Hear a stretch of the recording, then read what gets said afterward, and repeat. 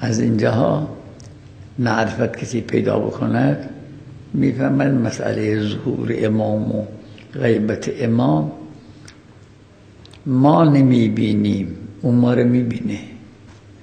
ما کلامش را نمیشنویم، او کلام ما را میشنوه.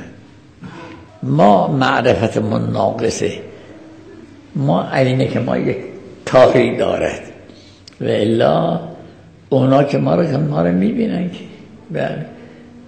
الهی الهی الهی الهی الهی الهی الهی به همتی آنچنانم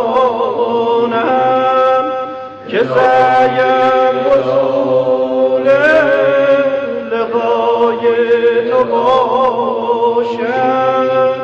الهی الهی